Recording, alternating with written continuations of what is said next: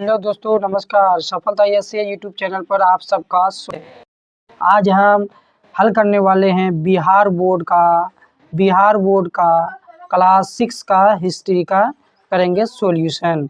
तो चैप्टर का नाम है जी, पहला चैप्टर का नाम है जी हमारा अतीत। क्या है जी? फर्स्ट चैप्टर का नाम है हमारा अतीत। और आज हम यहाँ पे हल करने वाले हैं ऑल क्वेश्चंस आंसर सॉल्यूशन, यानी इस चैप्टर में जितने भी टाइप्स के सवालात हैं उन सभी का करने वाले हैं आज हम लोग हल। तो चलिए आगे बढ़ते हैं।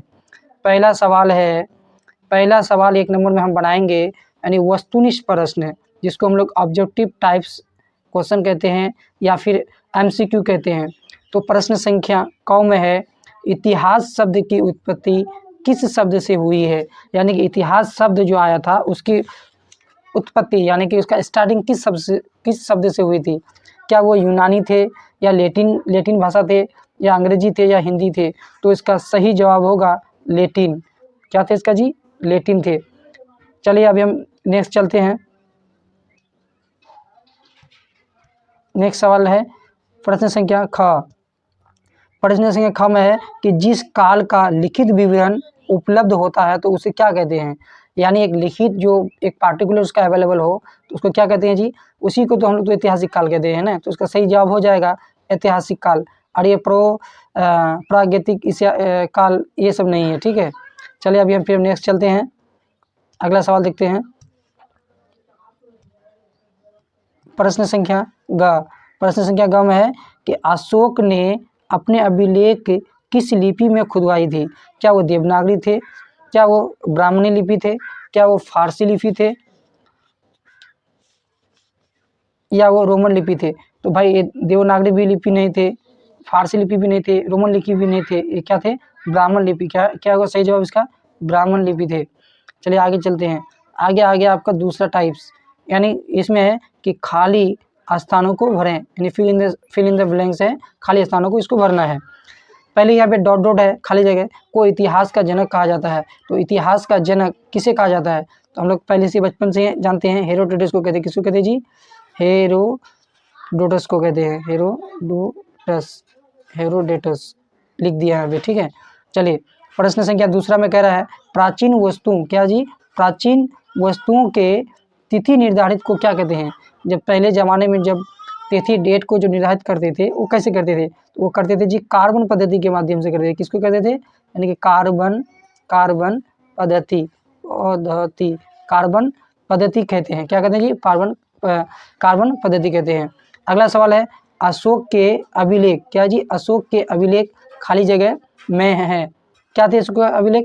वो कौन सा लिपि था? वो ब्राह्मणी लिपि था ना जी। ब्राह्मी लिपि क्या था जी? ब्राह्मण लिपि थे। चलिए आगे सवाल देखते हैं। 4 नंबर में बोल रहा है कि मेगास्थनीज एक डॉट था। तो मेगास्थनीज डॉट था, ये क्या था जी? एक विजेता था।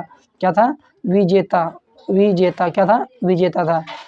अगला सवाल, और ये इस दूसरा नंबर का, ये शायद अंतिम है। सारनाथ में खाली जगह स्थित है। तो सारनाथ में क्या स्थित है? तो सारनाथ में अशोक स्तंभ है। क्या जी? अशोक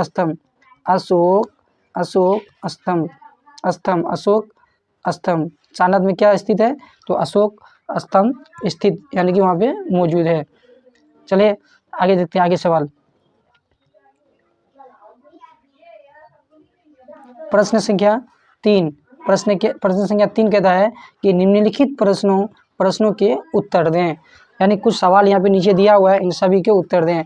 चलिए क्या है जी? प्रश्न संख्या क में कह रहा है कि इतिहास किसे कहते हैं? चलिए तो हम देखते हैं इसका उत्तर। यानी इतिहास मनुष्य के अतीत के बारे में बताता है। यानी इतिहास क्या बताता है? मनुष्य के अतीत के बारे में, जो गुजर चुका है उसके बारे में ही तुम जानकारी इतिहास में मिलता है ना। यही बात कह रहा है यहाँ। यह अतीत की घटनाओं का वर्णन करता है, जो गुजर गया आज से हजारों साल 200 साल पहले जो गुजर गया है उसी का घटनाओं का क्या करे जी? वर्णन करता है। और बताता है कि पहले लोग कैसे रहते थे, इनकी संस्कृति और सभ्यता कैसी थी। ये सारे के सारे हमको जो जानकारी मिलती है, ये कहाँ से मिलती है? ये इतिहास से मुझे जानकारी मिलती है। फिर चलते हैं, नेक्स्ट चलते हैं।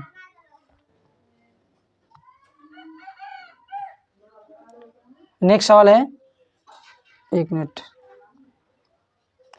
ख नंबर में है प्रश्न संख्या दूसरा कि अतीत को जानने में इतिहास किस तरह सहायक है, यानी अतीत को जानने में इतिहास किस तरह सहायक है। तो चलिए इसका हम उत्तर पढ़ते हैं। उत्तर में कह रहा है कि इतिहास हमें अतीत के बारे में अनमोल जानकारी देता है। क्या देता है जी? अनमोल जानकारी देता है, जो हमें वर्तमान को समझने और भविष्य की योजना बनाने में मदद करती है। ये सब हमको अतीत का एक अनमोल है। ये बताता है कि विगत में लोगों ने खेती, व्यापार, शिल्प और अन्य गतिविधियां कैसे विकसित किया। हम जानते हैं कि कैसे प्राचीन सभ्यताएं और संस्कृति उभरी और फिर उनका पतन भी हो गया, यानी कि ख़त्म भी हो गया। हम उन कारणों को समझते हैं जिनसे वे बदल गई या समाप्त हो गई। पुरातात्विक अवशेषों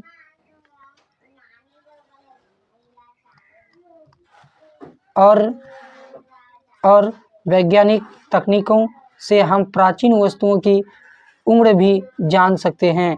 अब नेक्स्ट सवाल है प्रश्न संख्या गौ में कह रहा है कि अनेकता में एकता से आपका क्या तात्पर्य है, यानी अनेकता में एकता से क्या आपका अभिप्राय है, ये तात्पर्य है। तो हम पढ़ रहे हैं उत्तर, यानी अनेकता में एकता का अर्थ है कि एक ही समाज या राष्ट्र में अलग अलग जातियों, धर्म, भाषाओं और संस्कृतियों के लोग रहते हैं। उनके रहन सहन, खान पान और रीति रिवाज अलग है। क्या जी? अलग है। लेकिन इन सभी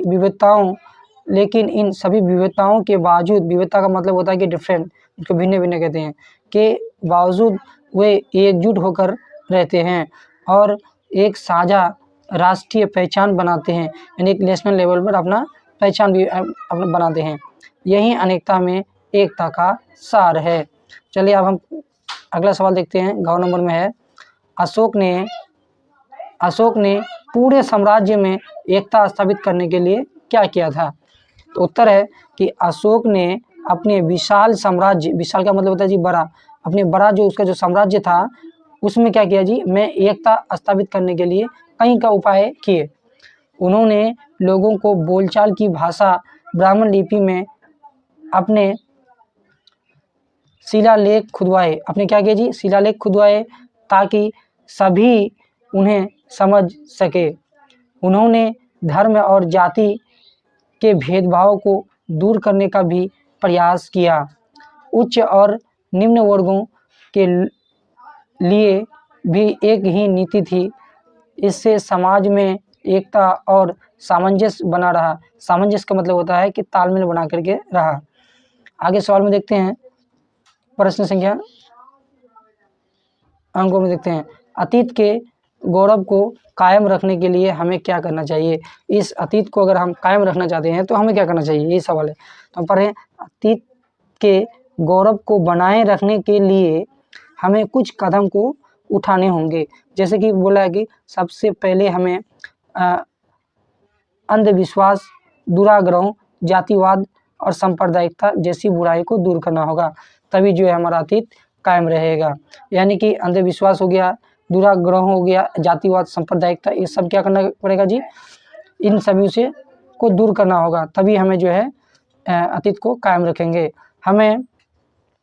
हमें अपने पूर्वजों के संघर्ष यानी स्ट्रगल, जो पूर्व में जो लोग स्ट्रगल किया था उसके बारे में बोला है, और उपलब्धियों को समझना और सम्मान करना चाहिए। हमें ये जानना चाहिए कि उन्होंने कितनी कठिनाइयों का सामना करते हुए विज्ञान, कला, संस्कृति के क्षेत्रों में कितना विकास किया। इससे हमें पूर्वजों के प्रति वर्ग का एक एक्सपीरियंस यानी अनुभव होगा और हम भी इनके ही पद चिन्हों पर चलकर ही एक बेहतर समाज और भविष्य का निर्माण कर सकेंगे। और किसी भी भाई को अगर पीडीएफ अगर लेना हो इसी का कक्षा 6 का हिस्ट्री का चैप्टर 1 का अगर पीडीएफ लेना है तो आपको बिल्कुल फ्री में पीडीएफ दिया जाएगा। आप इस नंबर पे व्हाट्सएप कीजिएगा और आपको फ्री में जो है आपको पीडीएफ भेज दिया जाएगा।